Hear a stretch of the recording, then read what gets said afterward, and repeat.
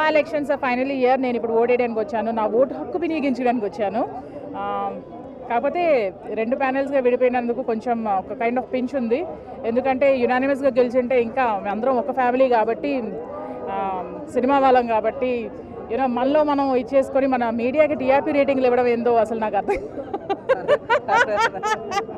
ఇప్పుడు మీడియా అసలు కంప్లీట్గా టీఆర్పీ రేటింగ్స్ పెరుగుతున్నాయి.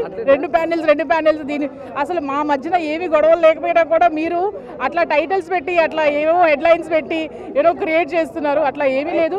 Hope for the best persons win and ఇంకా మంచి ఇన్నోవేటివ్ ఐడియాస్తో ఇంకా they have to come up in మా ఎలక్షన్స్. ఇక్కడ తెలుగు వాళ్ళకు చాలా తక్కువగా ఉంది అంటే రావట్లేదు అవకాశాలు అంటారు కదా, దీని మీద మీరేం కామెంట్ చేస్తారు? దానికోసం కూడా వీల్ డిస్కస్ ఆన్ దట్ అండి. That's major issue also. అంటే టాలెంట్ ఉన్న వాళ్ళందరికీ అవకాశం వస్తుంది, తెలుగు వాళ్ళకే అవకాశం అని కాదండి. Talent is important. మీకు టాలెంట్ ఉంది, లక్ ఉందంటే డెఫినెట్గా వస్తుంది. There is nothing like Telugu, Tamil.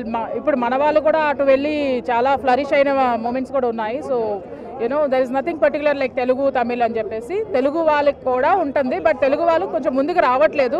అంటే మనకు కొంచెం కన్జర్వేటివ్ మైండ్స్ కాబట్టి మన సినిమా అంటే అదొక దీనిగా చూస్తారు. But it is also a profession, కొంచెం రెప్యుటేటెడ్ ప్రొఫెషన్.